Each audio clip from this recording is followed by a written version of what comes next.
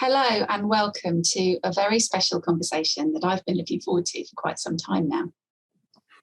I'm joined by two people who I'm really lucky to be able to call both colleagues and friends, Joe Little and Marcus Farnfield from Emery Little. Good morning. Thanks ever so much for joining me this morning. Good morning. We're here to have a chat about our culture at Emery Little, really, and specifically how the thinking environment supports that, what it gives us in terms of the differences it makes to us in our individual roles, but also to the team more widely. Jo is Emery Little's CEO, having taken the reins from her dad Andy over the last few years. And Marcus is one of our newer joiners, joined us as a financial planner in 2020. For those of you who don't know, I'm Operations Director at Emery Little, but more recently have started, when we think, alongside that role, to bring some of what we've learned at Emery Little to other businesses and people in our sector. So I'd love to start this morning with an opening round, as we always do in a thinking environment discussion, and just ask each of you, I've only said a sentence about you, so just to say a little bit more about perhaps who you are and what you do, just to introduce yourselves. Great. So as Becca mentioned, I'm Jo Little, CEO at Emery Little, which is a third generation family run financial planning firm based in Hertfordshire. I've been doing the CEO role since 2018 and have found it a great opportunity for kind of personal but also professional growth and development. I think financial planning has an amazing ability to really have a meaningful impact in people's lives, and that's one of the things that drives me in my role. Thanks, Jo. Thanks. How about you, Marcus?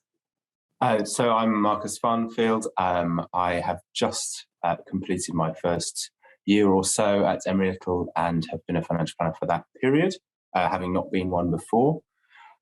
It's been a really interesting experience joining this company and joining that bit of the profession in a pandemic, and getting to know my colleagues remotely. Becca and I actually have still not yet to meet in person, which is an interesting thing to take into this conversation, I suppose. The friendship I think we've built, Becca, over the last year is really remarkable, actually. What drives me, I think, is well, over the last year, it's been really getting to meet clients for the first time and really begin to build those relationships that I hope are going to last for many decades to come. So looking forward to continuing that in the years ahead. Lovely, thanks. And yeah, I guess to say a little bit more about me, I've been in an operations role at Emery Little for about 12 years or so now, and really have come from a place of probably being the person who everybody asks the questions of and having all the answers, and gradually realising how disempowering that can be for other people, and kind of going on a real journey of learning to coach and learning what that means, and learning how to create spaces in which people can really think for themselves, and just seeing a massive impact of that. I guess what really drives me, I see potential everywhere. I think it's one of the things that I just kind of can't help myself.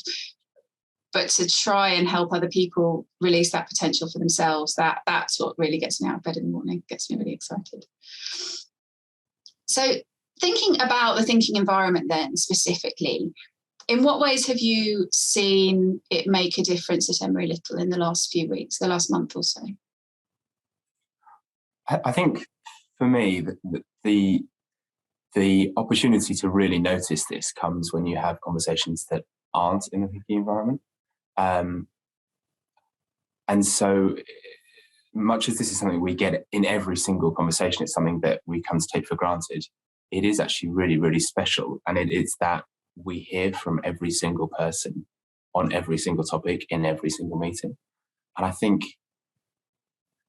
that's just an absolutely remarkable thing, because when you go into a conversation that doesn't function in this way, you suddenly realize how much you missed out on really valuable insights and knowledge from those people who aren't the first to jump to talk, and what we miss out on a team, what we would be missing out on as a team if we didn't hear from those people on every topic and in every conversation is huge.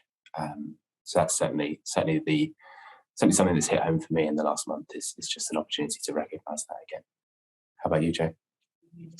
Yeah, I mean, I would agree. And I think people never cease to amaze me, what contributions they make when given the opportunity to have their say. And I think also when people know that they will have their chance to speak and chance to be heard, they expect to speak.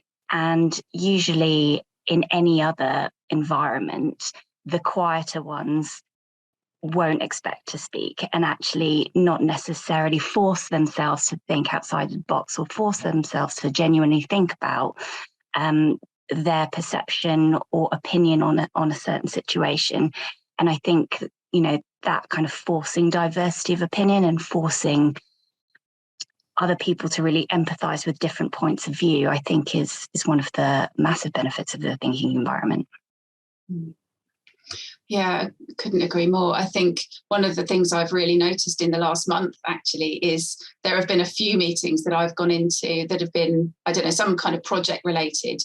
And I've landed, our IT meetings would be one of these examples, Marcus, where I kind of land like, I sort of know what we're talking about here, but I can't really remember because I've just flown from one Zoom meeting into another. And because we've got this way of running meetings, I've just noticed that we just get into a round. Like, where are we with this, first of all? And everybody contributes. And before long, everybody's back on the same page and everybody is kind of moving things on.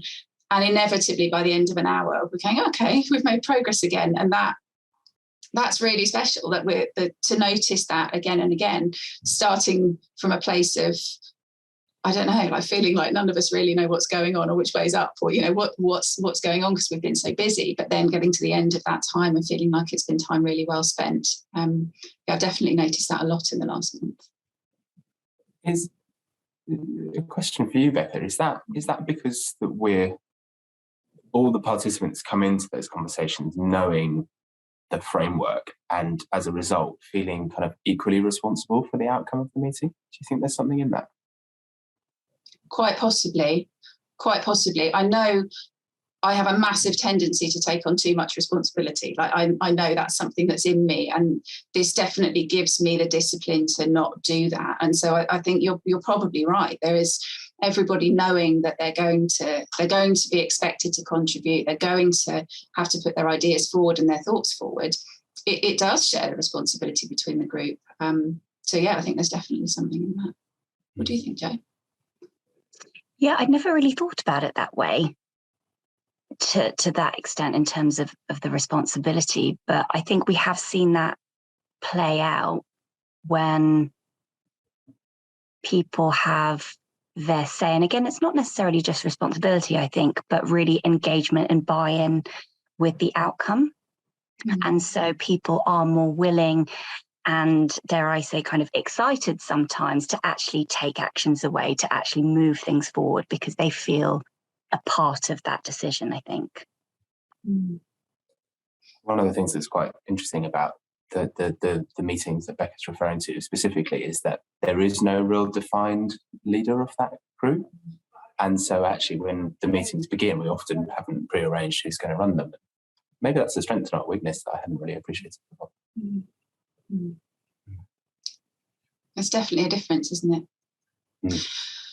So I guess something that we know now from a lot of reading and studying that we've all done, from Google's Project Aristotle to Lencioni's 5 Dysfunctions and Brené Brown's Dare to Lead work, Liz Wiseman's Multipliers work, all of these different kind of leadership studies that show us how well individuals within a team interact and how safe they feel when they're doing so is absolutely crucial in the performance of that team. And I guess what I remember at the outset, Jo, was that we adopted the thinking environment principally as a way to run meetings, didn't we? Like that was what we started using it for, so that we would hear from everybody. But I guess I've seen that the impact has been far wider than that. So I'd just like to ask, what do you think somebody else observing our meetings would see that is different from what you've experienced elsewhere?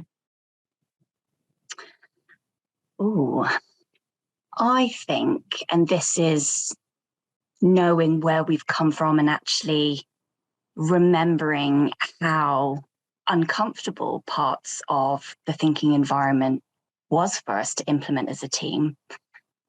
And a big part of that, I think, is the appreciation. You know, you don't see in many other companies or many other social interactions, I think, appreciation in the way that the thinking environment really encourages. I think it, one, just creates a different lens of kind of positivity. So not just thinking about, you know, what's going well, but actually taking the opportunity to appreciate the people that you're with, the work that they do. And I think that engenders something really special that, one, again, I think we just take for granted, but it's definitely a skill, I think, that we have and are continuing to cultivate, because it's still not completely comfortable, because I think as human beings generally, hearing appreciation about ourselves is probably much harder than giving it, but I think giving it is, in a really meaningful way, also a skill. Marcus, what do you think? Well, I think for our, you know, just what people would see coming into one of our meetings is there's a lot that's different. The fact that everyone speaks at the outset, everyone speaks at the close, and I don't think this is and that when the topics are presented, because often there will be some, I think if team meetings here, something that needs to be communicated, we will then always be asked, in some ways, not what do we think, but also what have we missed, or what else is there to contribute to the topic that's been presented. And that kind of bringing everybody in on not so much the decision, but the thinking around the decision, I think it's really, really powerful. There's an openness to it, which I've not seen anywhere else before. And I know that a lot of that comes from the thinking environment, but I think it also comes from you both and the way that you lead the organisation. And that's, you know, the two go together just so well. How about yourself, Becca? Yeah, I mean, I think in terms of what somebody would physically observe, I think there's quite a lot of ease in our meetings. I think people do feel fairly, some people obviously still are anxious talking in front of other people. That I think that will always be the case. But because everybody knows that they can just be themselves and there's no judgment on what they put forward, I think there's more ease in our meetings than there is in others that I've experienced. And also, I think a lot more humanity. The fact that our opening rounds are, especially in the team meetings, they're pretty much always something personal. They share something personal. And I guess that, particularly through lockdown, has been an incredible connector. Which, yeah, I don't think we realised going in, like how much it would support us moving from an entirely face-to-face environment to an entirely virtual environment. But yeah, I definitely think it has. What other impacts do you see running our meetings in that way having, Jo? I think from my perspective, equality has been a massive thing for us. You know, making sure that not only is everyone's voices heard, but each individual understands and kind of acknowledges their own importance in contributing towards whatever it is that we're thinking on. And I found that when that equality is not present, where that dynamic is hampered in any way, it doesn't do us any favors. And so I think that's another, I think, really important part of the benefits that we found using the thinking environment. Marcus, what do you think? I'm just trying to think back to my first team meeting, which came, I think, I started work on a Tuesday, so it would have been a week until I had my first team meeting. And it was quite an intimidating experience, actually, the first time. But I also quickly came to recognise that joining an organisation remotely would not have worked half as well as it did in our case, thanks to what the thinking environment provides. And I think looking forwards, if we do find ourselves in that more hybrid world where some people are in the room together and some people aren't, I can't see how you possibly run a meeting without it.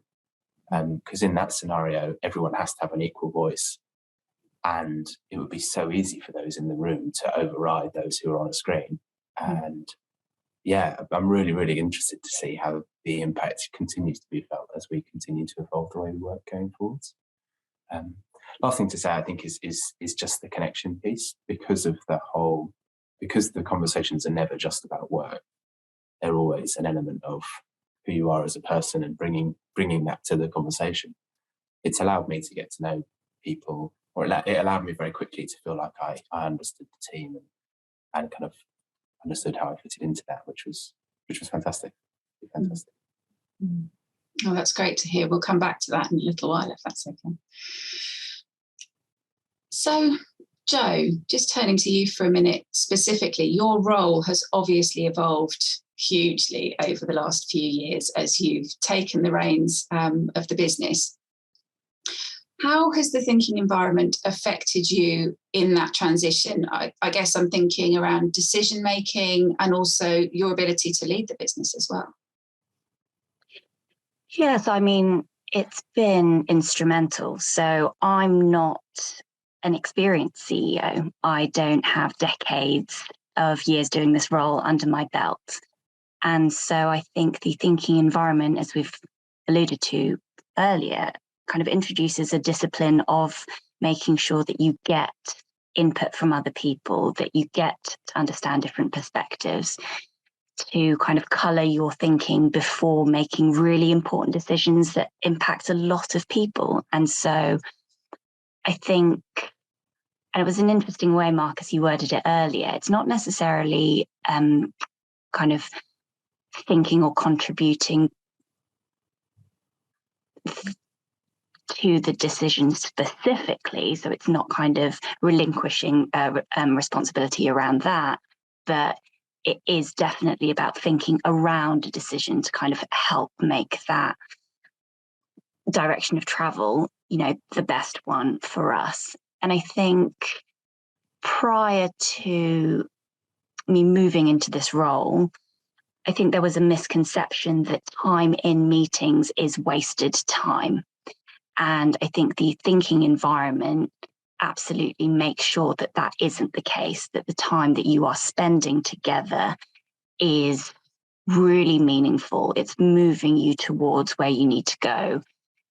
It's not real work. And I think in my role, when it's less about implementation and more around thinking and more around decision making, it's really facilitated that transition in, I think, the best way possible. Otherwise, if I felt that meetings are a waste of time, I'd feel like most of my time, how I spend my time, is a waste of time. So it makes it feel much more productive. Marcus, what do you think? It's hard to comment on what it must have been like for you going through the changes that you've been through. So I think I'll just pick up on your last point there. You see a lot of things on the internet around kind of bashing meetings as a way of making progress, and I often read those with a sense of bewilderment because it just doesn't feel relevant to my life, that way of thinking. Because as you say, we talk a lot about progress, and I think actually what I'm beginning to realise is as we go around the rounds in our meetings, as we discuss topics one after the other, around and round we go, that is us as a group making progress with every change of person and every additional perspective we get, even if it's a perspective we've heard from already in the conversation. It's amazing how that takes us forwards, isn't it? And as a result, and I think this is what you were alluding to earlier, Rebecca, is we often get to the end of conversations quite surprised with how much progress we've made. And I think that's just remarkable. It's absolutely brilliant. How about you, Rebecca?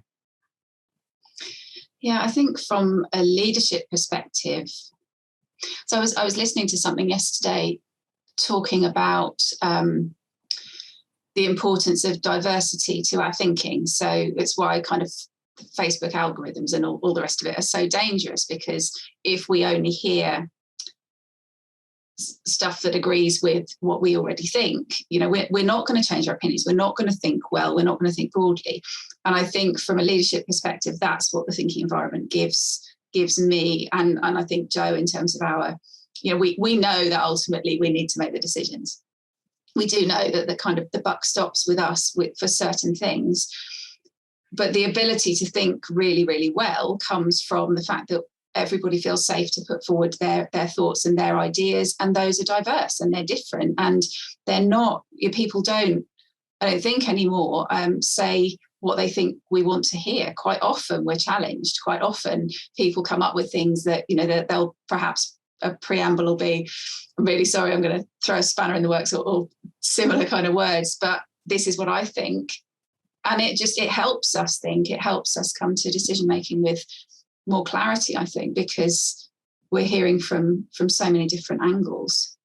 And there's not a kind of need for us to get to consensus. It's not that's not what we're looking for, but just the fact that everybody's had their input and everybody has put their thoughts forward, it gives us that kind of much broader palette of information, I suppose, from which to come to decisions. Anything you'd add, Joe?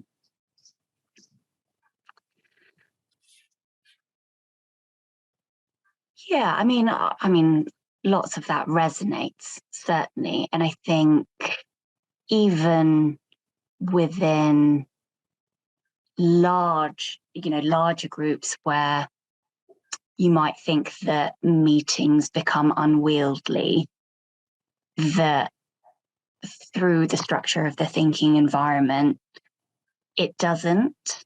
And you can still get that level of diversity and level of a breadth of opinion, even kind of with large groups. It doesn't necessarily have to just be, 2, 3, or kind of 5 of you. So I think that's just the other thing I would add. It's such a practical tool that I think has really wide applications. I think the only thing I would add is, and I'm not sure if you two will even be aware of this, but it has changed our, it's not the right word, but kind of corporate language that we speak. Terms such as, oh, we should definitely think on that, are something that we use that other people don't. And what we mean when we say that is, there's a problem there that we hadn't really seen coming, or that is mapped a bit harder than we thought. This might be one-on-one. I'm thinking perhaps in my one-to-one meetings every week. Oh yeah, that's definitely something we should think on. And the action that is taken is it then gets taken to the group, whichever group is most appropriate. And it is those group of people is the opinions or the thoughts or the thinking of that group of people that is harnessed to bring more information to the problem that we're trying to deal with. And I think it's kind of two things. It's the we should think on that's really important, because we recognise we all recognise that bringing diversity to the problem is going to help. And then it's recognition that actually it's thinking. It's not we need to go and get the answer from X. It's actually, if we put our brains to work, we as a group can come up with the answer. I just love that. Every time someone says, "Oh, we should think on that," I just have this little smile internally that is just lovely. Is that something you never consciously thought about? Not at all. Not at all, but you're right. That's absolutely the language that comes up now. Yeah, no, that's a really lovely reflection. That's cool. Marcus, turning to you then for a minute, I'm picking up on what you started talking about earlier. Obviously, you joined us, 14, 15 months ago now, something like that. What did you notice when you joined us? And what impact did the thinking environment and kind of the way that we do things have on you as a new joiner? So, I mean, the really obvious thing is the structure of conversations is very different, be that one-on-one, a group of 5 or a group of 25. The structure is different. As a result, and as I said earlier, the way information is gathered is different and very, very open, and I absolutely love that. One thing I also quickly realised was that I was one of the few people who'd worked in a different financial planning business, and as a result, I was at least at outset quite a diversifying force in conversations, and that being introduced to an environment where the ball is given to you in a conversation and you have the floor to speak, and what you have to say is often comes from a different perspective to what everyone else has to say, was quite hard at outset, because I think being told that, I think psychological safety is something that gets built up through experience. It's not something that you can simply be told you have and believe. And experiencing it gradually being given the opportunity to experience that you could say things that were quite diversifying, and the next person would speak in support, or there would be, I suppose, psychological safety went from being a phrase to being a feeling, and that I think is, as new people have joined, it's something I've tried to make a point of saying to them, is that actually for the first 6 months you're here, you're going to be a really, really useful diversifying viewpoint to us. And so really trying to encourage them not to feel, or to feel as safe as they can before they've experienced the fact that they are safe, because that diversity of thinking is so beneficial that you get when a new person comes in.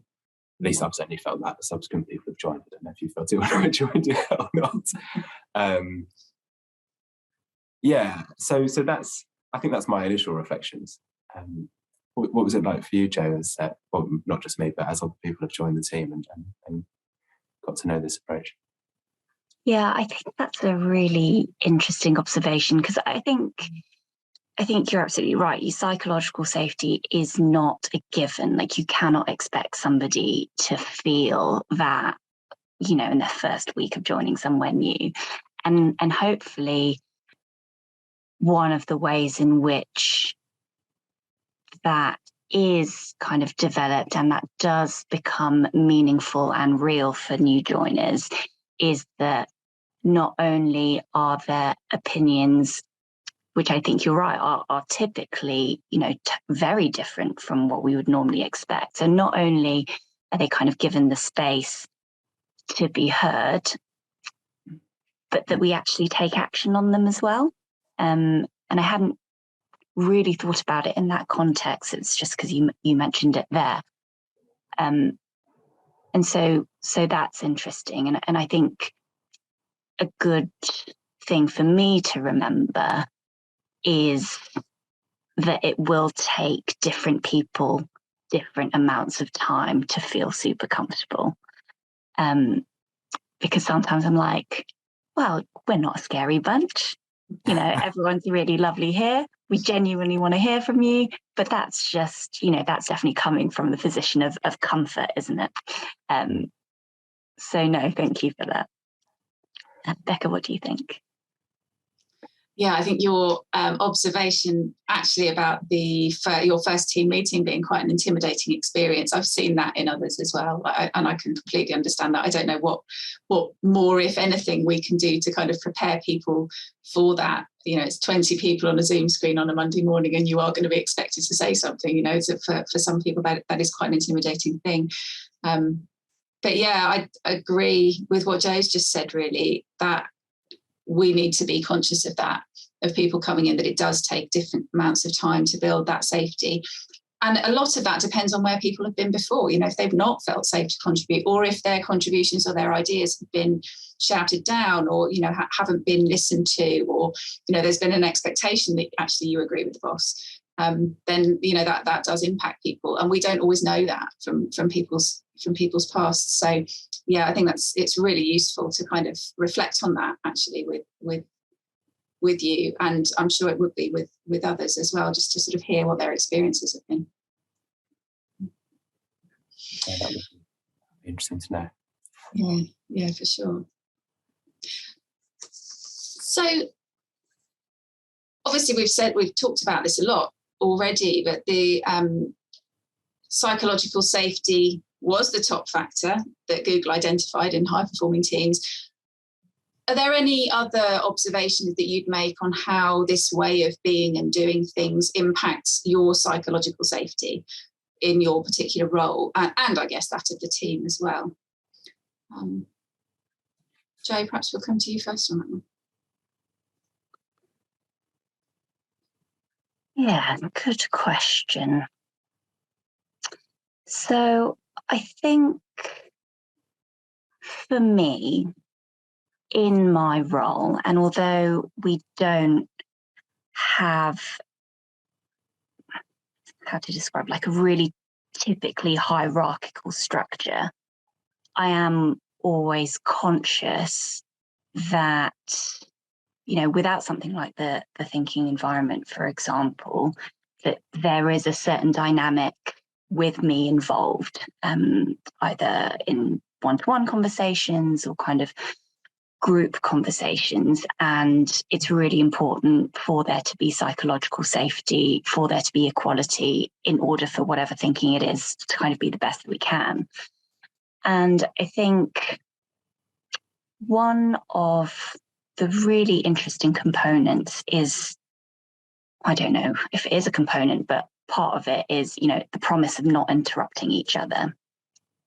And one, it's a really good discipline for me not to be interrupting somebody else's train of thought or contribution, but also for whoever's thinking or speaking at that time to know that they have the space, to know that they're not going to be rushed, to know that they will have the opportunity to say what they genuinely think, even if it takes a little while. And I think that discipline helps create that psychological safety.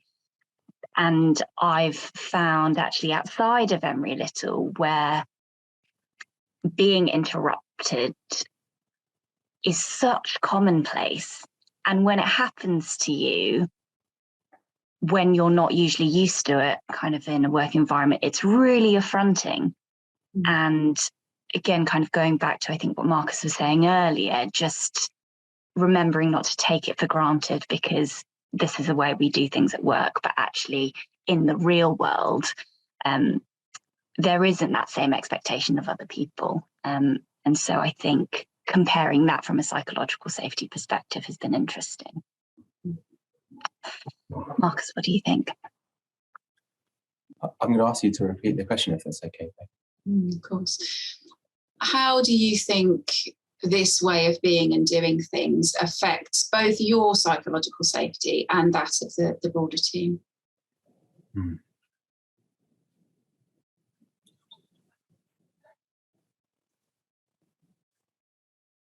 So I think there are some ways that I think it is,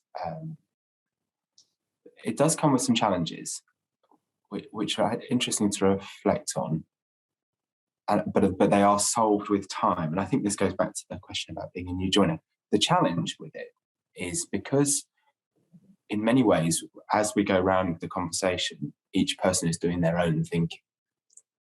And so if you've said something in your turn that makes you a little bit nervous to have, you know, said what you really think, and there is no onus on the next person to recognize your thinking. If they choose to, they can, of course. But and so I think as at outset, I found it quite hard because the conversation is so different to what you have in ordinary life. You can say something and it doesn't necessarily get responded to necessarily ever, although often it does, but not always by the next person. And that can be a challenge. Because often what you're seeking at that moment is a bit of reassurance that, you know, you haven't said anything too stupid. But as time builds and you get the experience of interacting in the way that we do and the relationship build with people, there the fact that you are consistently trusted to, or consistently asked to think for yourself and share your current freshest thoughts on whatever the topic may be, that I think is the thing that compounds into really meaningful safety, which in turn compounds into better thinking, which in turn compounds into better outcomes. And I hadn't really thought about it in those terms before, but yeah, I wonder if it's almost like kind of short-term pain isn't the right word, but something that you push through, that once you're through, you really are off, and that's where the real progress comes. I'm still thinking on that one. I'll let you know if I come up with anything better. What do you think, Becca? Yeah, it's interesting. I'm thinking about how that applies to me, because it takes a while. It took us a while to embed thinking environment, and I think it's taken me a while to move from that place of feeling like I need to have all the answers to actually just relaxing and going with it and trusting that between us we will come up with the right answers. And so that's a huge thing for my personal psychological safety in a meeting, and just being able to say what I think in that moment, rather than, I think that kind of, it's not quite approval seeking, but certainly reassurance, like is what I've just said, that is kind of how a lot of us operate naturally. And to ask people to move into a space where they're thinking independently, where they, we're asking people to care more about what they genuinely think in that minute than what other people think of their thinking. It's challenging. It's really challenging. And yeah, that's, when you think of it in that way, it's kind of no wonder really that it is a bit of a culture shock to begin with, or it is a bit intimidating. But I'm glad to hear it settles out over time. So is there anything else you'd like to add to that? Yeah, I hadn't really thought about it that way before, to be honest, but that makes sense, because you don't have that, not always at least, that immediate, oh yeah, you're right, and sometimes that is, well, yeah, it's kind of reassuring, or there's that little bit of validation. And I think also one of the things that it does do is, because of the structure of the rounds, because of the ability to kind of give people time and space to think, that if there are any objections, not necessarily objections or difference of opinion or challenges, they typically come up in that conversation in front of each other.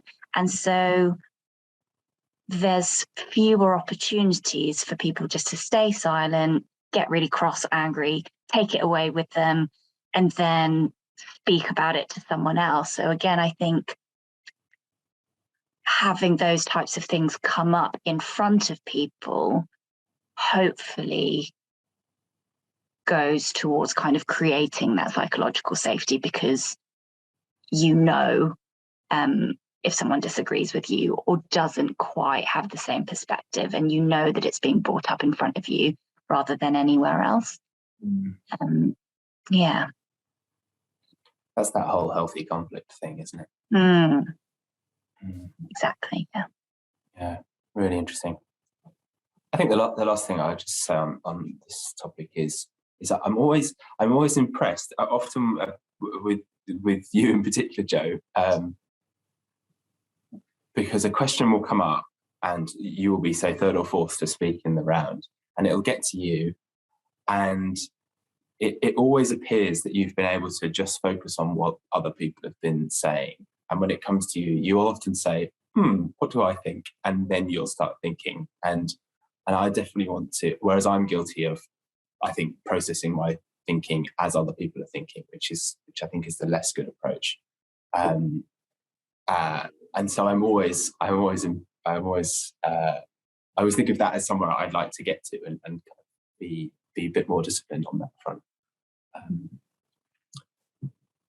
To know that I have the time to think when it comes to me, and not to feel like I've got to be kind of trying to process my thoughts so I can give a presentation when it gets to my moment. And that's year two's challenge, I suppose, as far as I'm concerned. I have never noticed that I did that. I don't know if I'm going to be really self-conscious now. Oh no, sorry. I think it's a strength, don't worry. Thanks. I'm not sure if it's just year two's work, Marcus. I think that's lifelong for me. Like keeping focused on, like, trusting that when it's your turn, you'll know what to say and what to think, and not thinking about that ahead of time. I think, it is a big challenge. I think it's a big challenge for everybody. Okay. So just in a couple of sentences, perhaps, I wonder what you would say to somebody who's wondering if the thinking environment could add value for them in their business. Probably answer it in 2 words. It will. I wish I'd experienced us trying to, or the experience of us as a company taking it on, because by the time I dropped in, it was pretty well established. And I know I definitely have experienced us moving it forwards as we've all been through various of your trainings, Becca. I've definitely noticed the difference since various members of the team have been through the Transforming Meetings course. I simply can't imagine operating in an environment that isn't like this. I think the point I would make to someone who's currently not operating in this world is to observe at the next meeting they go into who doesn't speak, and to really ask themselves whether they think there's nothing going on in that person's head they don't think would add value to the conversation. Because there is absolutely something going on in that person's head that would be valuable, and you're not hearing it right now.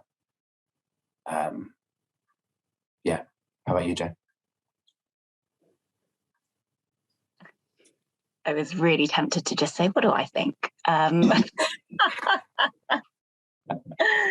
So I would say there might be a tendency to view this kind of work as a nice to have, like super hippie-ish, kind of new age. And it's really not. It's hard work, but so rewarding, so impactful. And for us, has made a massive difference to us as a business. And so I would say to anyone looking at this is to kind of take it really seriously. It's not just a nice to have, but if you are going to adopt it, to kind of commit as much as you can to it, to give it the best chance of success, as with anything. I think this is a really hard one to just pick and choose certain parts of it. But having said that, some of it I think is better than none of it. So progress over perfection. Becca? I think, leading on from what you've just said there, Joe, we've probably been more fully thinking environment in the last 12 to 18 months than ever before. Yeah. And I don't think it's a coincidence that we've made more progress as a business in that time than ever before, and that the team feels more engaged and more consistently bought into where we're going, rowing in the same direction, all of those cliches, than we've ever had the team. And I think that's testament to how well we run our meetings, how well we interact, how much we hear from people, because there is such a high level of engagement with every bit of progress that we want to make. And so I think to somebody considering it, I go back to Marcus's point, like, it just will make a huge difference. But I agree with you, Joe. It's hard work. It's not, you do have to think about every meeting. You have to think about who needs to be there, and you do. It's a shift. So I agree that it's a fairly major commitment, but the outcomes just speak for themselves. Great. So we're just going to wrap up now, just going to come to a close. So in true thinking environment style, we need to close with a positive reflection. So I just ask, what have you appreciated about our conversation today? So this is an interesting one, because the three of us are coming into this conversation talking about something that we all know well. I think this is quite an interesting example, because I think we've all learned something as well, not only about each other's perspectives, but about the true nature of the way that this works.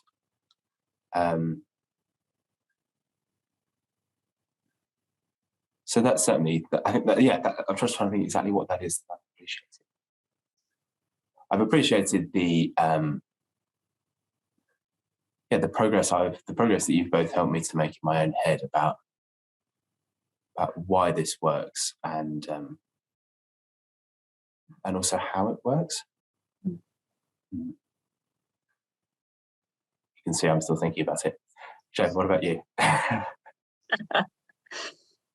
Yeah, so I think I really appreciate the opportunity to reflect. I don't think I've done it really with specific regards to the thinking environment and the impact that it's had on us, kind of the mechanics of why. So I think that's just a nice reminder that it is always good every once in a while just to take a step back, look at where we've come from, look how much progress that we've made, and still to be made. Because I do think sometimes we just take this for granted and kind of forget that it's not the norm, but hopefully with the work that we're doing and the work that you're doing, Becca, that kind of spreading the good word, as it were. So yeah, that's something that I'd like to appreciate. Becca? Yeah, well, first, I really appreciate both of you taking the time this morning. Marcus being on holiday technically at the moment, but still being with us. And I think it's very similar to what you said, Jo, for me. Just, it's so easy to take this stuff for granted. It's kind of the world that we operate in now, and it's still challenging, and it's still something that we have to work hard at. But it's just that this is our normal. And so to take a step back and hear from Marcus what it was really like to come in as a new joiner, and to understand those different perspectives a bit more deeply, and to just take the chance to reflect on the difference that it makes to us, I found really valuable. So thank you both so much for taking the time to be together this morning. I've really enjoyed our conversation, and I'll see you soon. Thanks very much. Thank you. Thanks, Becca. Cheers, guys.